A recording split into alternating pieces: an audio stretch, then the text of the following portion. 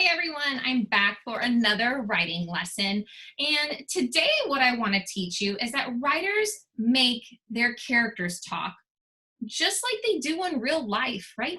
We talk all day long. And in our stories, we should add something called dialogue.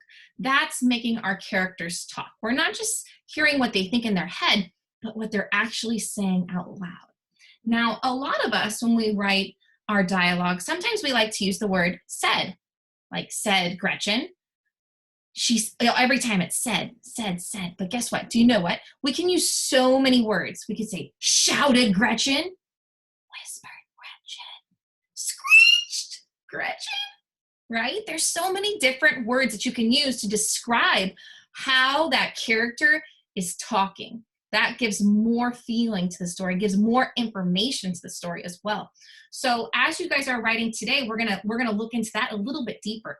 Right now, I want to share my screen with you real quick so you can see this really cool anchor chart. Give me a second here. All right, so you guys can see this anchor chart, and what it says is quotation marks come 2 by 2, use to before, to when you're through. Enclosed are words said by another, like, clean this messy room, yelled mother. Do you see those 2 quotation marks? You might see people go like this. Those are the quotation marks. There's one at the beginning of the person speaking, and when they're done speaking, you close it with another one. So it says, quotation, clean this messy room, end quotation, yelled mother, right? It doesn't say said, it said yelled. So you know mom is not very happy. She's probably asked to have that room cleaned several times already if she's yelling, right? Yeah, so when you do your quotations, or your dialogue, make sure you add those quotes so that we know someone's speaking. And some signal words that you can use so that readers know that somebody is speaking are all listed below. We have words like said. We know that one's a super common one, right? We just talked about the word yelled. Let me read you these others. There's so many that you could come up with. Exclaimed, screamed, yelped, cried, insisted, whispered, explained, screeched, added, complimented, interrupted, shouted, repeated, jumped, refused, asked, whined. Wow, that's a lot of words that we could use that would be more descriptive than just the word said, right? So it's okay to use the word said, but sometimes it's really fun to add in more unique words, those sparkle words, because they bring more feeling to your characters and more feeling to the story. So these are some ideas that you can use in your own writing. And I also want to go back and rewind a little bit. You guys got this dialogue part down. And when you guys go to write today, we're going to make sure that we add that dialogue to our writing, right? But I also don't want to forget this as well, because this can go hand in hand with dialogue as well. Remember when we talked about bringing our stories to life? Yeah, you want to bring your stories to life. And one of those ways we can do it, we talked about making characters feel. And all of these signal words give a good clue as how somebody might feel. Like, when clean this messy room, yelled mother. She's yelling, so she's not happy. It's a clue to your reader that she is not happy, right? So it gave your characters some feeling. But we also want to give your characters some movement. You don't want them to be idle in the book, meaning kind of standing still. You want them to be moving within your book, right?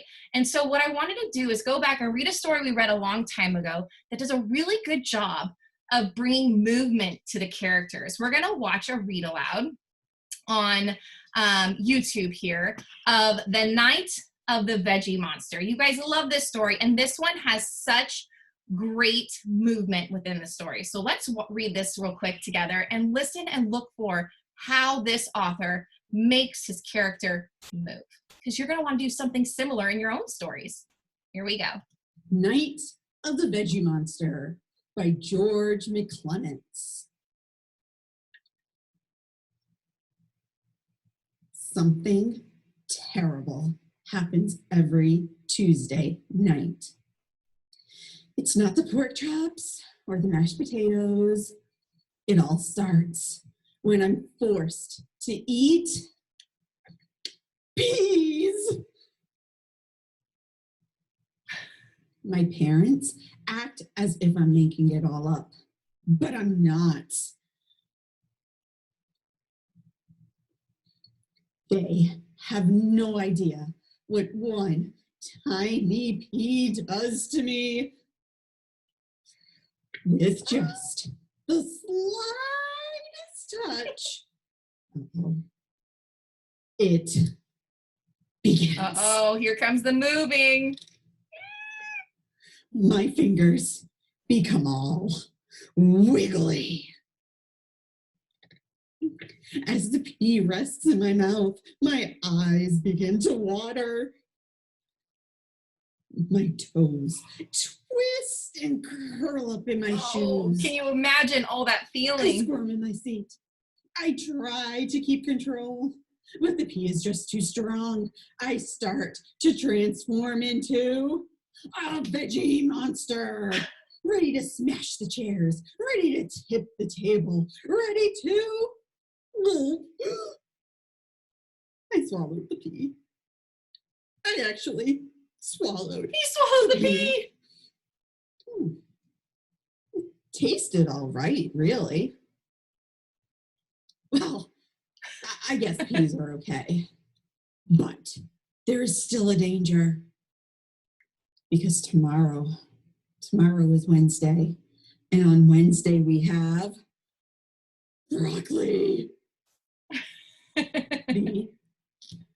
All right, guys, that was awesome. Did you guys notice how much movement there was in that story? He's talking throughout the story and he's telling you how he's feeling, but you also know how he's moving. His toes are curling, his fingers are wiggling, his eyes are watering.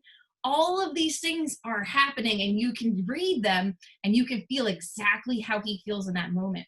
So when you guys are writing and you're creating this dialogue, you can also add a lot of movement into your story. Make sure your characters aren't still. You want them moving, right? If I went back to my story with Gretchen on the beach, could I add some more movement and even some more dialogue from what I had the first time? Absolutely. So remember, she's injured on the beach. She's on the beach, twisted her foot, and her mom can't hear her yelling for help. She's stuck there, but the dog is there keeping her company, right? So that's great. She's got a friend nearby. When the mom comes out, she could say, Gretchen screams, "Mom, Mom, I hurt my ankle, come help, Mom." She screams and screams until her voice is nearly a whisper because she screams so much, she's lost her voice. Unfortunately, her mom can't hear her. The dog gets very excited because he can see the mom and he starts digging real fast in the sand, really fast. And he sprints towards the mom. The mom sees the dog and says, "Hey boy, how are you? Where's your owners?" The dog's barking and barking, bark, bark, bark, bark, so loud that the mom covers her ears. The mom starts to worry. "What, are you trying to tell me something, boy? What is it, boy? Tell me." The dog starts running back towards Gretchen. The mom runs as fast as she can, following the dog. And out of the corner of her eye, up ahead, she sees Gretchen hurt. Her heart begins to pound. She's so nervous and she wants to get to her baby girl. She runs as fast as she can and she gets over to Gretchen and helps her baby girl up and gives her a big hug. Gretchen says, "Oh, Mom, I'm so glad you found me. This dog was such a big helper for me. Usually I help the animals, but boy, this dog was a lifesaver today." Mom whispers into her ear, "I'm so glad this dog brought me to you." What do you think? Do you like that story? I just kind of made it up there on my own, right? And I added in some fun sparkle words. I added in some feeling, some emotion, some movement. That makes the story more exciting, right? Yeah. So when you guys go off and write today, add that dialogue. Try and use words other than just said. Yeah?